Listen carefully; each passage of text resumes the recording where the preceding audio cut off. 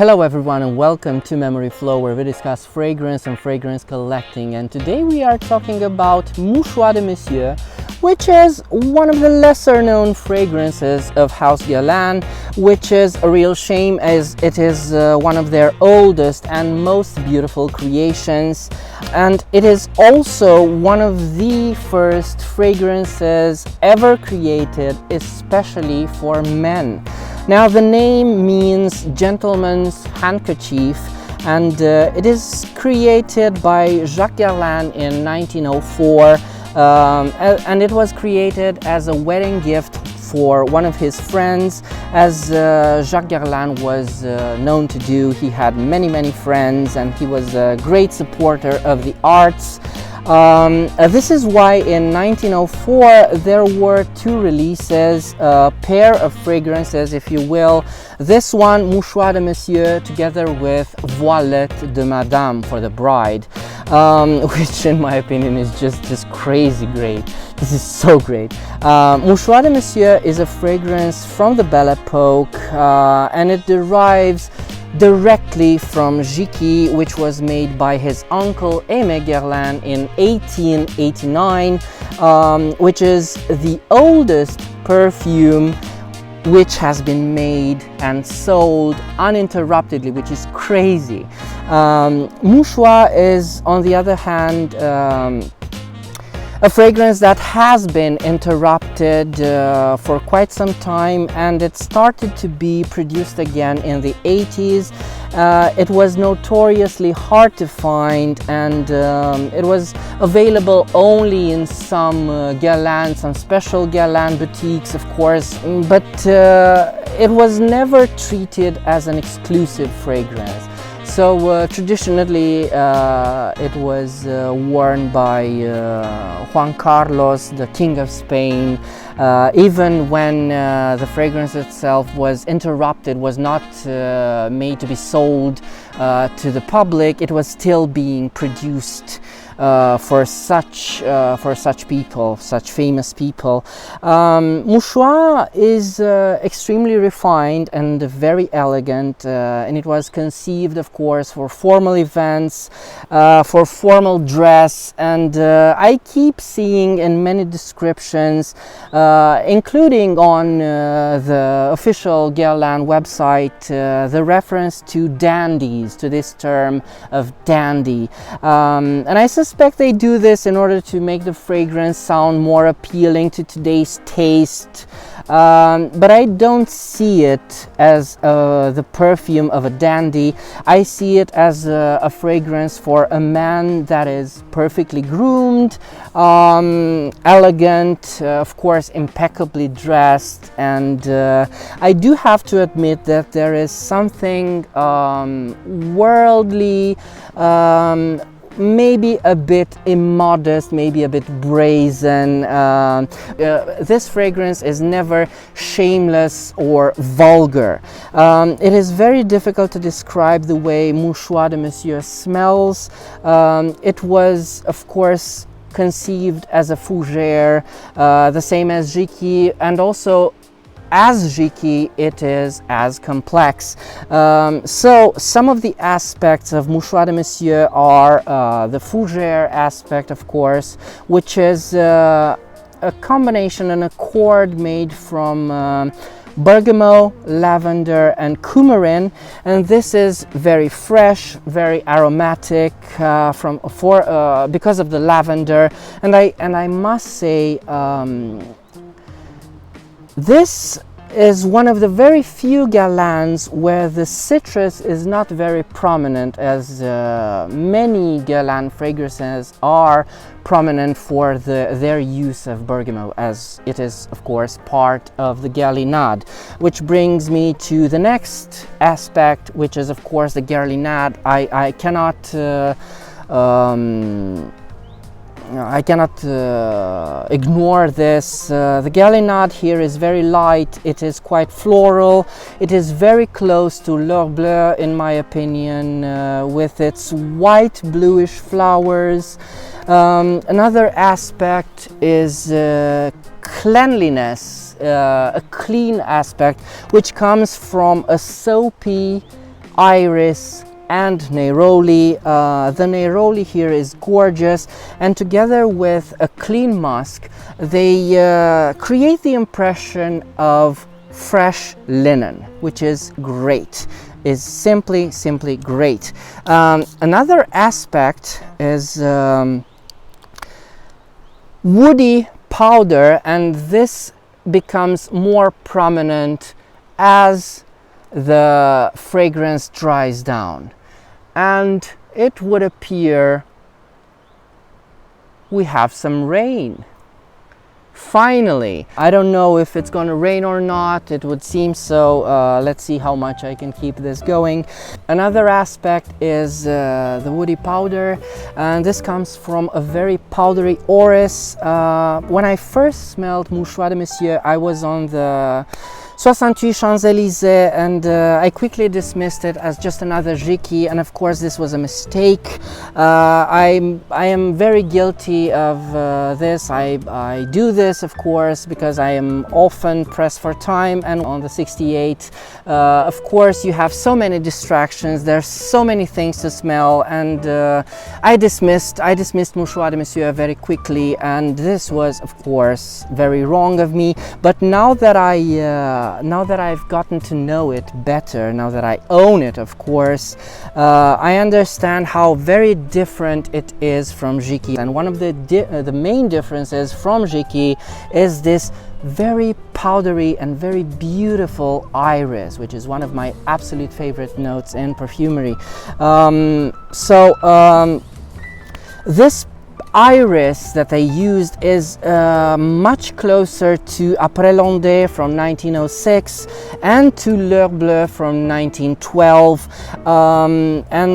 because Mouchoir de Monsieur is a fragrance from the Belle Epoque, as the other two are, and the iris, lavender, neroli and musk are very prominent in this fragrance. They are the main actors in this smell. So although this is a fresh fragrance, it does have quite a bit of heft to it, and it is also much less vanillic than LHeure Bleue is, but it does have very clear ambery aspects to it, and the dry down is just gorgeous. It is a woody, ambery cinnamon, which is to die for, and it is very unique. And also, speaking of heft, this fragrance has a more than decent performance on my skin. It is more than 7 hours for such an old perfume.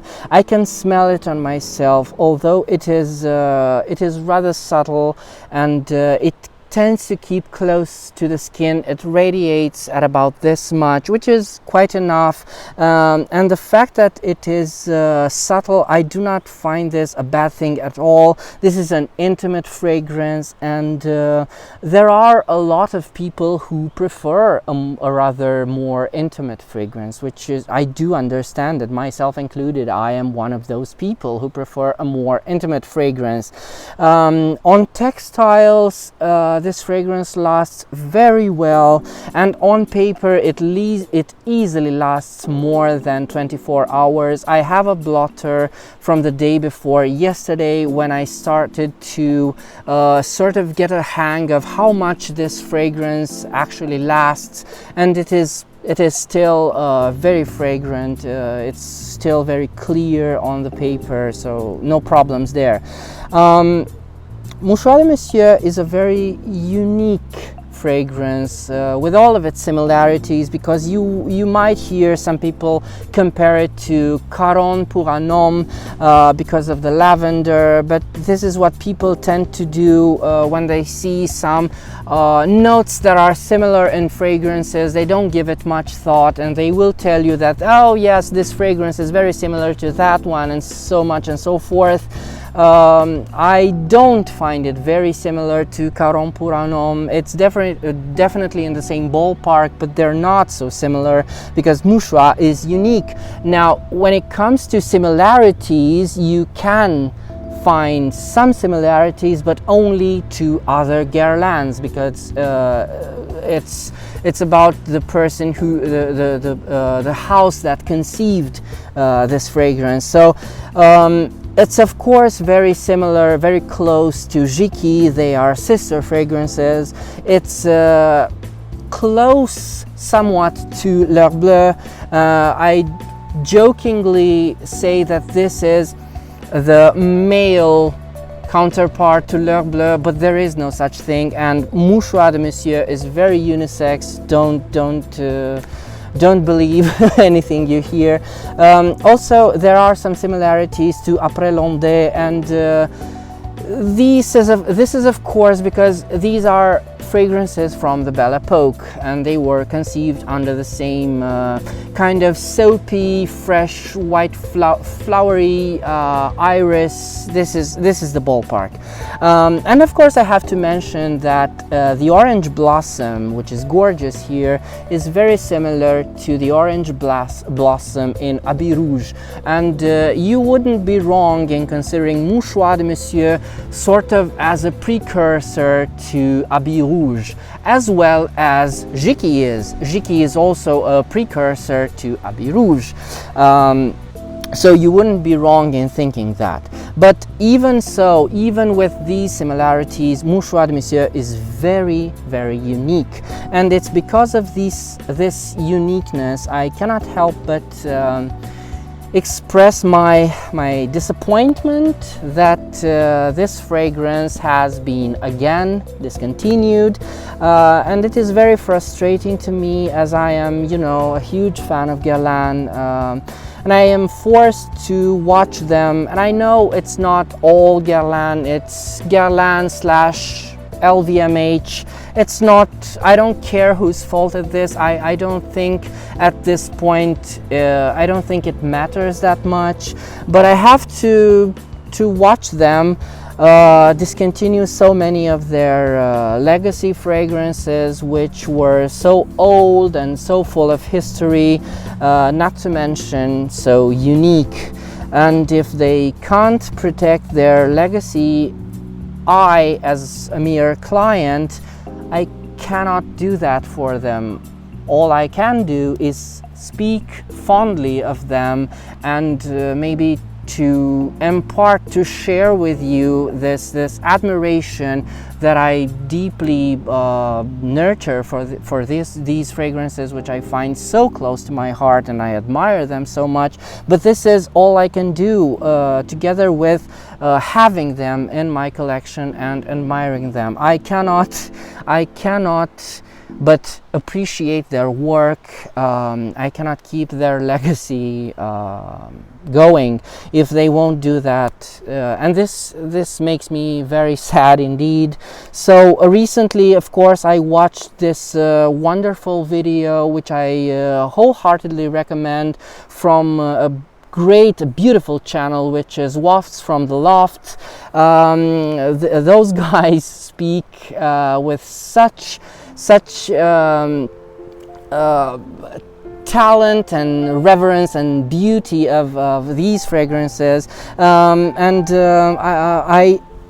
these guys suggest that if some of you are still interested, have some interest left in Mouchoir de Monsieur, then you should write to Guerlain to let them know that people are still interested in these fragrances. I did write to them, and if they ever answer, I will make sure to post it to let you know of their response. But yeah, that's the main idea.